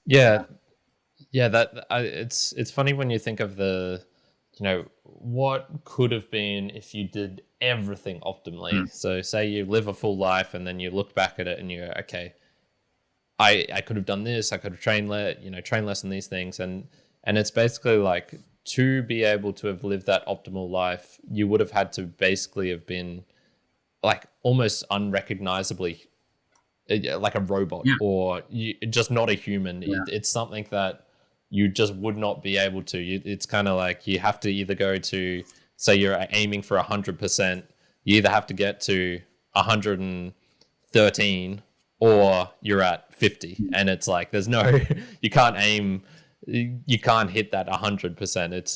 It's like it's just like a pipe dream. It's a utopic thing, which, so many things in life are like that. If we could just have things like this, it would all work. And it's like, yeah, well, that's not how it works. But you just have to acknowledge that. I think you're exactly right on that. And it's better to then just work within like the what you have in a way, and like it doesn't. I don't think it needs to be optimal. I think what it needs to be is it needs to be interesting, and like the level of and just like you're just going to make mistakes. You're just going like, I mean, because there is something also like great in that thing of, yes, you're so invested, you love it so much that like you're just going to end up doing it too much sometimes. Yes, it happens, and you slowly but surely learn from that. And at least in my experience, I learned a lot slower than would be the ideal scenario, but I got better at kind of relaxing with it. But at the same time, I think that drive is also what keeps me going. Like, it's like the fact that, like, yeah, I do too much sometimes. I still do, and I still probably will do for many years. But it's because like it still intensely fascinates me. And if I could choose to just be like, nah, whatever, and be like, I'd never like really get hurt, but I wouldn't really care. I'd rather care and just take some damage. It's like it's okay exactly. in a way to have that. That's like, it's kind of part of it. And like you look back at all those sessions and you go, maybe they were suboptimal, but I had a lot of fun doing it, and it was what I wanted to do. It was so it's kind of like, I mean, maybe that's what people talk about a lot, right? It's like enjoying the process, the journey, and if you're happy doing it, and maybe you don't reach the highest of the highest or the most optimal, but you had fun doing it. So like, you shouldn't take away from that. Exactly. Out of those kind of like, what was it, 7 times 365, so 2,300 or something like that sessions, how much of that would you say you were was frustrating? Because I'm always, the psychology of this is, now that I'm starting to get to, I think, like a decent level, I'm noticing a lot more the psychological things of, okay, this is what tricks and tips I need to do to make this worthwhile for me. So, for example, just I like to do some like leg calisthenic stuff, and leg calisthenic stuff is boring because you just have to do tons of reps, and so I kind of trick myself into doing them by like, all right, I'll set a number. It's less than what I know I could do if I went absolutely max, but I know next week I would be able to add a rep or two onto it. So it does have that kind of, I feel like I'm still going up the ladder, whereas some of the handstand stuff, that's a bit harder to do because I'll just come into one session and my presses will be shite. So yeah, just for you, is there any psychological tips that you have in terms of like training or frustration or things like that? Yeah, I mean, just to answer the first question, a lot of it was frustrating, and I think that's also why I train so much. Because why doesn't it work? Why like certain things? I'll do more to get over it. It's completely ridiculous. It's kind of like self punishment, stupid stuff. It's like not all of it, but some for sure. But one of the better tools that I found over the years is like being a bit like when things don't work, like let's say because stuff don't work, you pack up, you go home, and you're like, oh, fit, okay, this was like this and like that, and like annoying. But look back, as okay, so what was there something that worked? Or was there like a moment that was like, okay, yeah, that was actually better. Okay, everything sucked, but there was this one time where I did X, Y, Z. Like to kind of like just find a note in what you did, like that kind of work that was okay, that was good, or something can help to just remind yourself that, okay, well, yeah, a thing happened there where I had a moment where it was light, or that was a good one, but I wasn't able to, because sometimes you do a good one, you try to replicate it, it doesn't work, and you spend an hour trying to replicate it, and then you're annoyed. But you actually did a good thing there. So that can be just like one like practical little tool that I've tried to employ like the last years, which I find to be quite nice in reminding myself that, like, yeah, I'm here to have fun. I'm here to enjoy it. That was nice. It's okay to think that was nice because not exactly. It doesn't always need to be the same or perfect and stuff like that. Have you had any how would I describe this experiences which you are just so bizarre? So for example, it was probably a year or two ago, I was up in a handstand, I was doing endurance work, so I was probably there for, I don't know, I got to like a minute and a half, minute 40, something like that. And as I was doing that for a while, I was looking at my hands and I'm like, this is exactly what a dog would see. And I kind of felt like a dog for a little bit because I was just like in a nice spot. I don't really need to concentrate to do a minute long handstand or anything like that anymore. Do you ever have experiences like that where it's just like, what the fuck is going on? This is really strange. Yeah. I mean, you were saying when you're on stage, when you can't feel your hands, that's definitely yeah, I've had that. I played a show once where I was like so sick that like, you know, that feeling when you have to, you really have to puke, and you're like completely incapacitated, and it feels like you're walking 1 meter. It's like terrible. I wasn't able to puke before the show, and I was like that for a 1.5 hour extremely physically exhausting show. That was fucking terrible. But it was also interesting just to see that, like, I could autopilot myself through that, even suffering physically that much, but it was still possible. That was very interesting. Yeah, how would you say you got through that? What was there any mental things that you did to like, what were you telling yourself in that? Like, it was just despair. It was just like, just get through the next second. Get through the next second. Like, I did like all my technique, and I felt like I had like puke in handstand, and just like just forced everything through. It was absolutely disgusting. And yeah, like it like some parts of that show also like it's very high cardio, and that was maybe the worst. You're throwing yourself around at like max speed, and you're just like dying inside. That was pretty rough.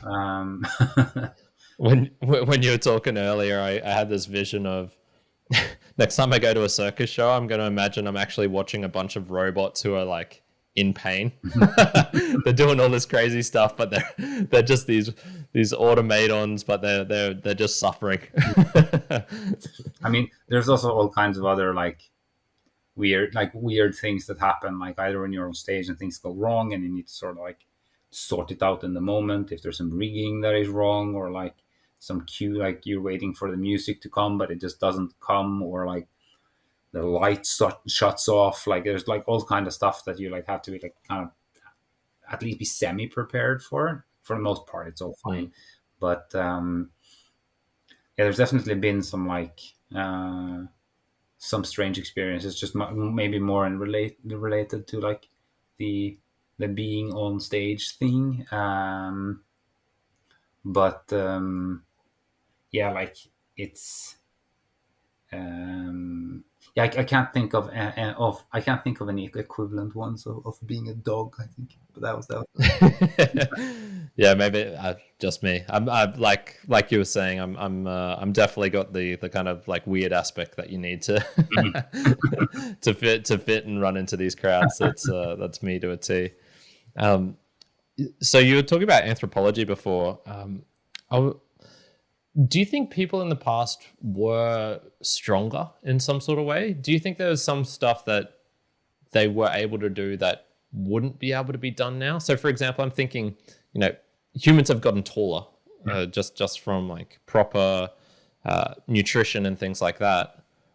And generally the shorter people are better at the kind of calisthenic type moves. You're kind of rare, aren't you? Because you're like 6 foot and doing hand balancing. Most people are shorter, aren't they?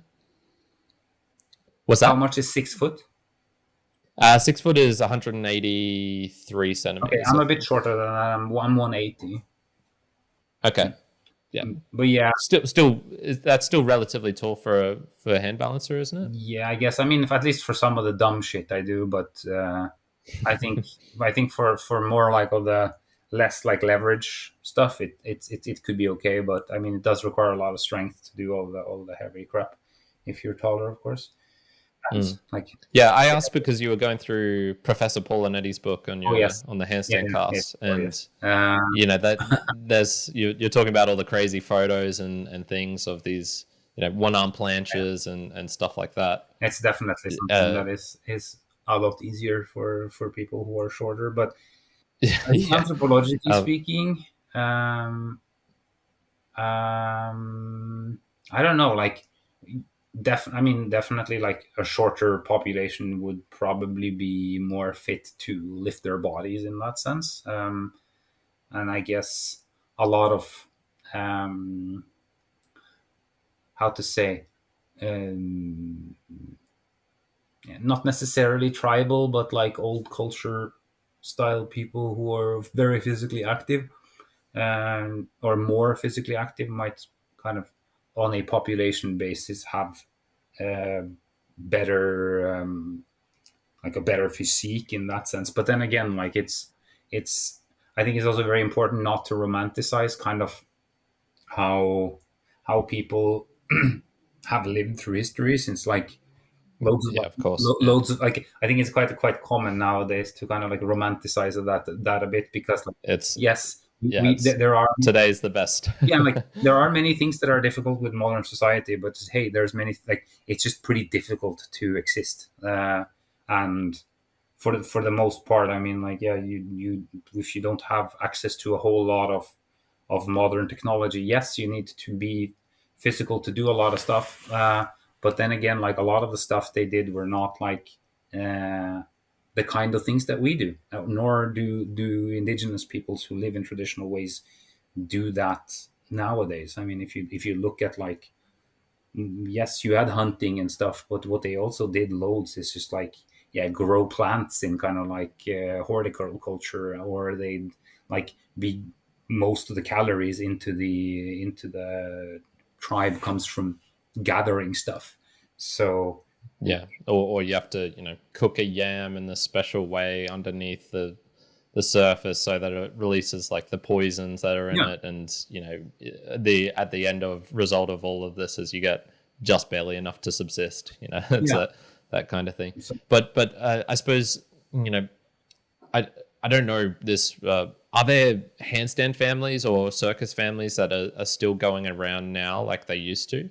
Which is kind of also not just the body wise, but in the terms of teachings and the rituals, the kind of knowledge which is trapped and wasn't spoken about or wasn't written down in papers and scientific studies and things.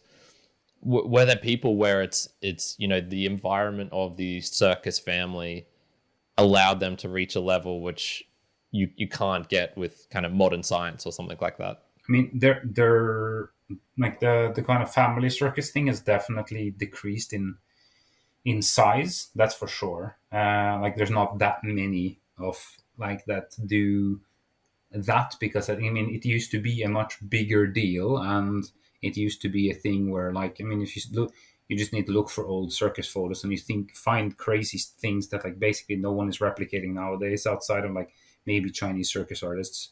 Uh, but so that thing as a thing is like definitely smaller. I know there are circus families, and I know there are like circus families that have like big traditions on like teaching their children, and that like this is their thing and their culture and so on.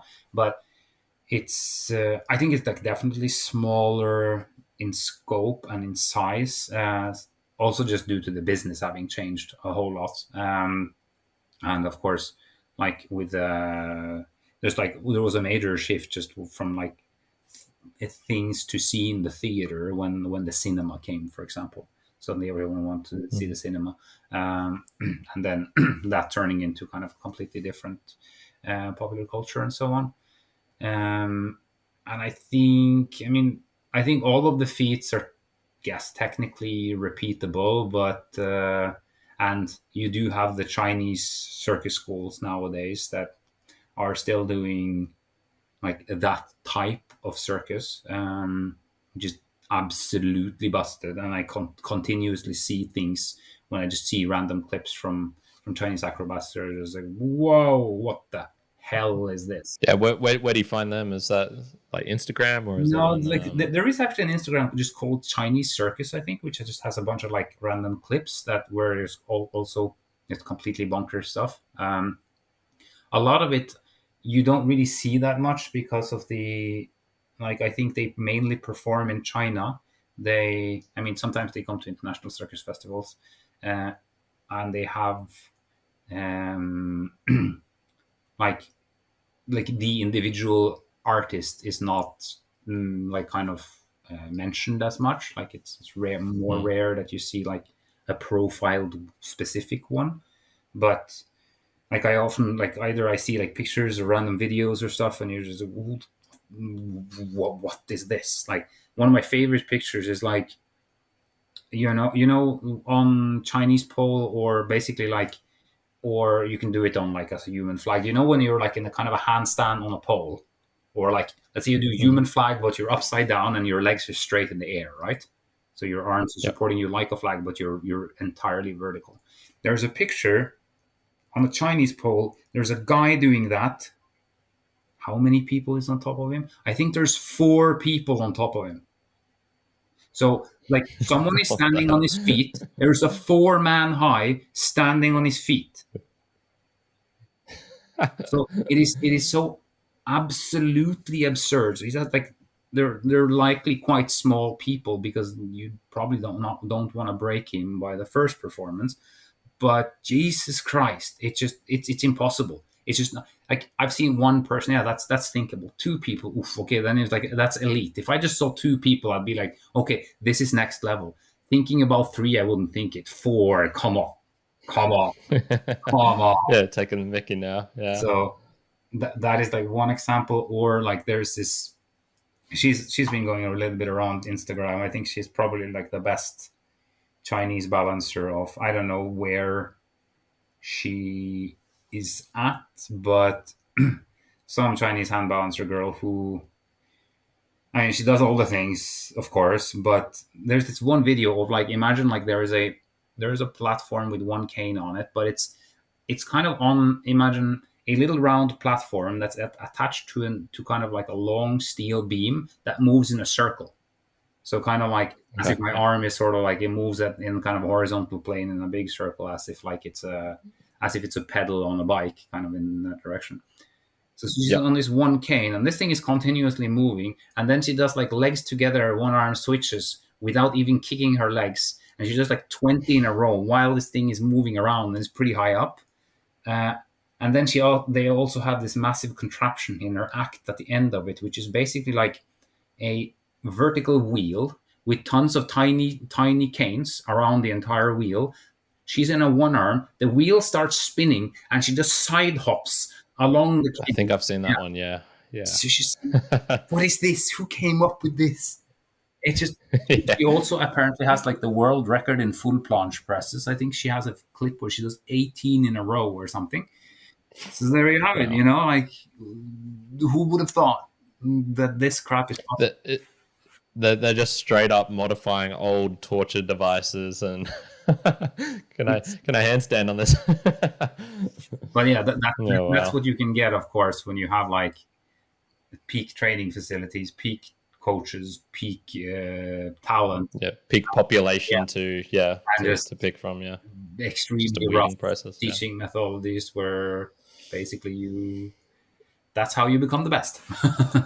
Yeah, exactly. Before we finish up, man, I just wanted to ask about like rabbit holes. Have you been down any fun rabbit holes recently? I know you like to get into things like speed running, Rodney Mullen. Anything that's caught your attention recently?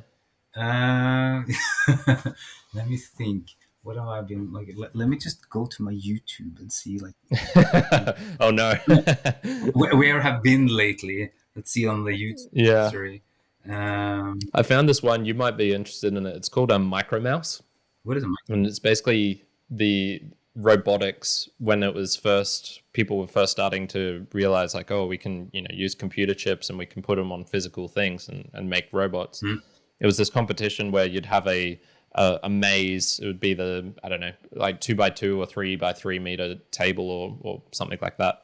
And you would have to just put your mouse, and there were these kind of big clunky things, 10 centimeters, 20 centimeters by 20 centimeters robots, and they would have to try and get to the center of the maze as quickly as possible.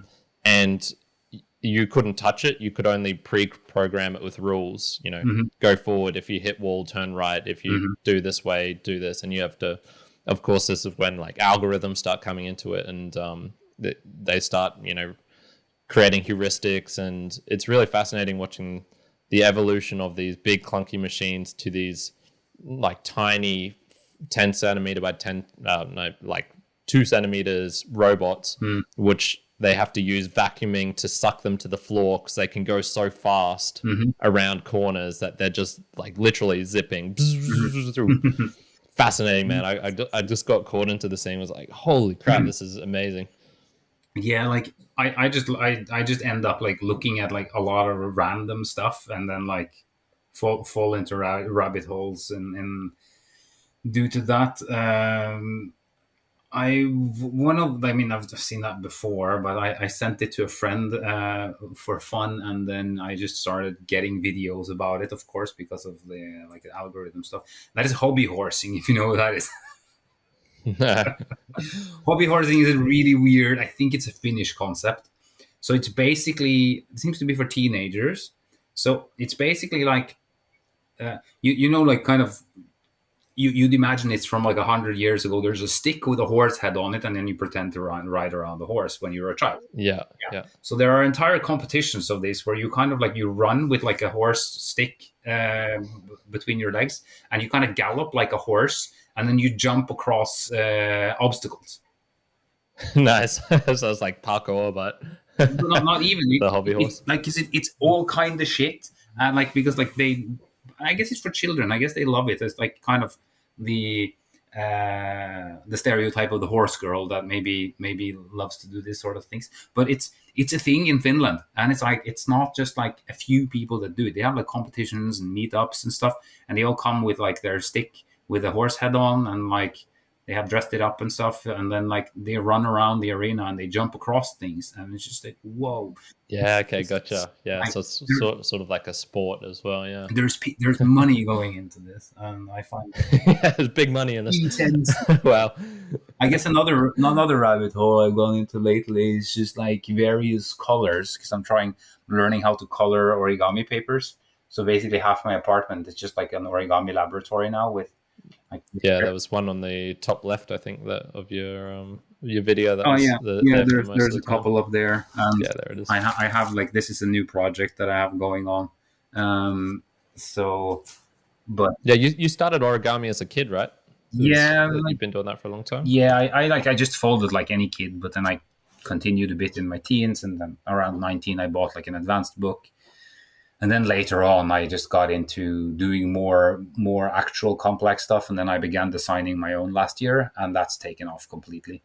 So now it's like I'm trying out, like, some of the colors over there are for dyeing clothes. Some are like acrylic inks. Some are watercolor inks. Some are like alcohol-based colors. Some are like methanol-based colors. And I'm trying to just find the best way to color the papers the best possible way. So it is an endless project. It is awesome. Yeah, I spent like hundreds of euros on colors I'll probably never use. It's kind of embarrassing, but it's great. So I have brown. People think you're like creating like a meth den or something. You're like, no, it's just colors, and they're like, it's probably better if it's just a meth den. It's more socially acceptable. Yeah, my final question is, so, you know, if you're starting to do less handstanding stuff, and you were talking about, you know, the obsession and really getting into these sorts of things, do you think there'll be something else that'll crop up in your life that will eventually, you know, consume you as much as hand balancing does? Has Emmett tried to get you into like the juggle culture? And no, I'd say that right now origami does that, like. Yeah, by far. I'm more almost like, or not more, but equally much. Like since September last year, I've designed how many models? 1, 2, 3, 4, 5, 6, 7, 8, 9, 10, 11, 12, 13, 14, 15, 16, 17, 18, 19 models I've designed since September, of like high complexity, like very high complexity.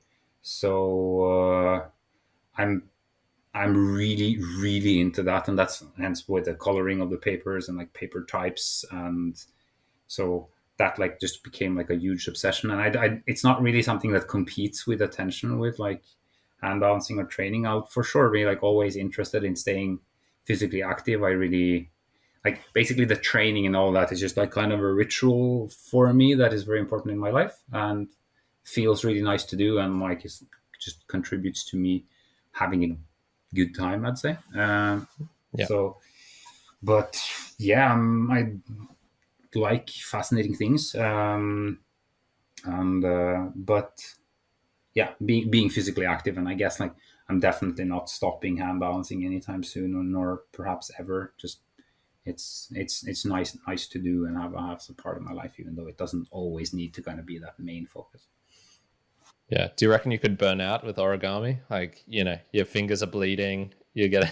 I don't think so. I mean, like, I guess, like, one thing is like, is if you're only if you're folding only, you're looking for a new model to fold, and then like you might be like bored or not find any interesting ones. But the cool thing about designing my own is that like for example, this thing I showed you right here is like, this is extremely specific, and it's like it's the expression of an idea. I had an idea of like, can I fold that subject? Yes, maybe.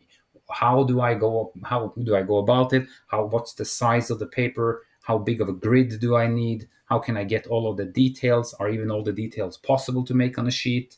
What kind of color do I want it to have? Like, how do I want it to express? Then it's like, it's a huge kind of process of thinking with so many like various interesting parameters in, and that's what makes it really fascinating for me, that it like kind of kind of all encompassing thing where you start the process by choosing the type of paper and the colors and so on, and then all the way until kind of the detailing of it. Whereas if you're basically folding like a semi-complex model, you're like, I take the sheet I have, let's see if I can figure out how the designer has done the folding procedure. But when you start from the bottom, it's just much more kind of rewarding and interesting, I'd say. Yeah, we'll check in 7 years' time, and I feel like it wasn't helpful designing a model once a week, 52 weeks a year. Maybe I should have chilled out. Yeah, for sure. Dude, Mikael, thanks so much for your time, man. I really, really did enjoy this. Just a pleasure. If there's anywhere that you wanted to, did you have any questions for me? Actually, is there anything you wanted to ask me?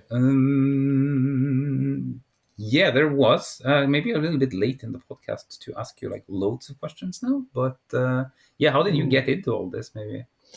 So yeah, for the hand balancing, in particular, I suppose was I did so as I was saying like before, I was really scrawny and weak, and playing soccer didn't help that. It made me scrawnier and fitter, I guess, but I always had some like body issues, and so I joined the gym when I was 20, and I actually did a fair bit of yoga at the same time, which was how I kind of got accidentally good at compression without it being something I was really working on. It was just I just was doing a lot of yoga.